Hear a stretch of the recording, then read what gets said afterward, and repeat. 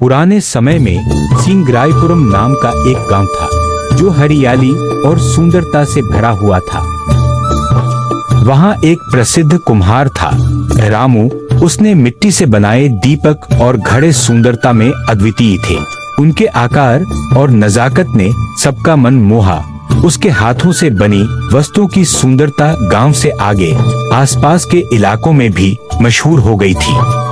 दीपावली का त्योहार भी गांव में पहुंच गया था और सभी लोग दीपावली की तैयारियों में व्यस्त थे। दिवाली नजदीक आ रही थी। गांव के सभी लोग त्योहार के लिए नए मिट्टी के बर्तन बनवाने कुम्हार रामू के पास गए। अरे रामू, इस साल दिवाली के लिए बड़ा मटका चाहिए, उसे अच्छे से सजा कर देना। सर, मैं बहुत सुंदर और बहुत सलीके से ये मिट्टी के बर्तन और दिए बनाता हूँ। इस साल दिवाली पर पूरे गांव में रोशनी सिर्फ रामू के इन दियों से ही होगी। ऐसा कहकर रामू ने अपना काम शुरू किया।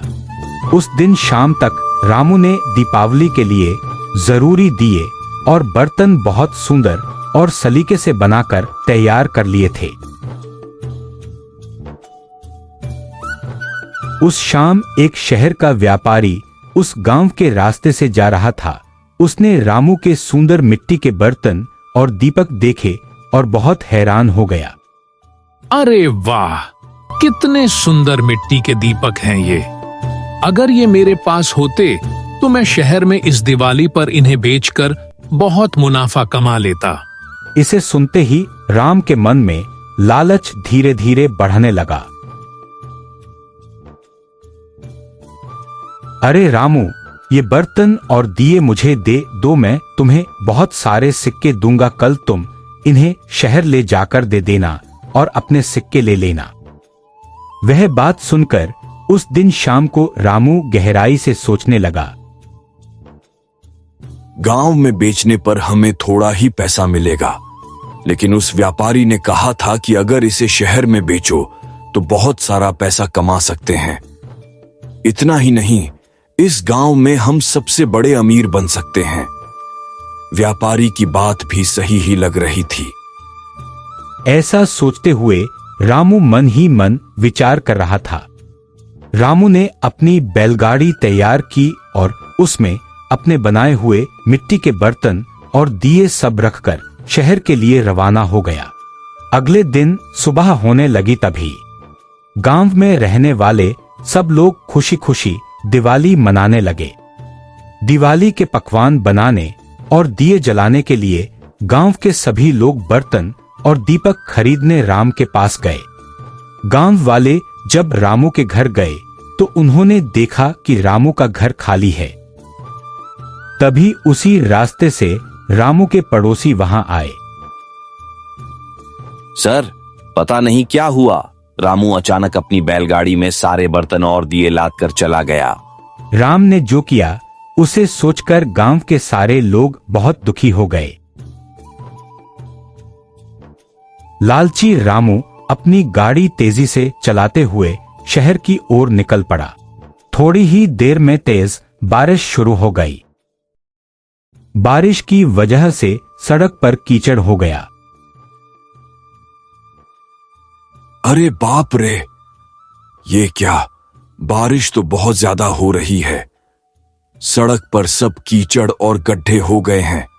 लगता है मिट्टी के बर्तन और दीपक सब भीग जाएंगे। ऐसा कहकर लालची रामन ने शहर जल्दी पहुंचने के लिए अपनी गाड़ी तेजी से चलाना शुरू कर दिया। रास्ते में रामन की गाड़ी कीचड़ में फंस गई। वह जो मिट्टी के बर्तन और दिए लाया था वे सब नीचे गिरकर टूट गए। यह देखकर रामू अपने बर्तनों और दियों के टूट जाने पर जोर जोर से रोने लगा। उस रास्ते से एक ऋषि या साधु आया। ओम नमः शिवाय, ओम नमः शिवाय, ओम नमः शिवाय, ओम नमः शिवाय, ओम नमः शिवाय। अयो, मेरे घड़े सब टूट गए। कितने दिनों तक मेहनत की मैंने। हर घड़ा अपने हाथों से, अपने दिल से बनाया था। अब देखो सब चकनाचूर हो गए, मिट्टी बन गए।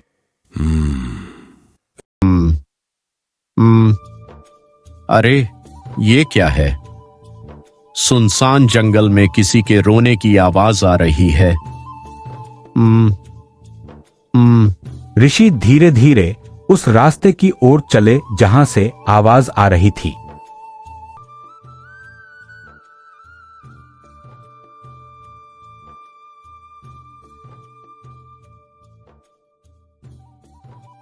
बेटे रामू, जो कुछ भी हुआ है सब मैं जानता हूं। तेरी लालच के कारण आज तूने अपने सारे घड़े और दिए खो दिए हैं। लालच हमेशा नुकसान और दुख ही देती है।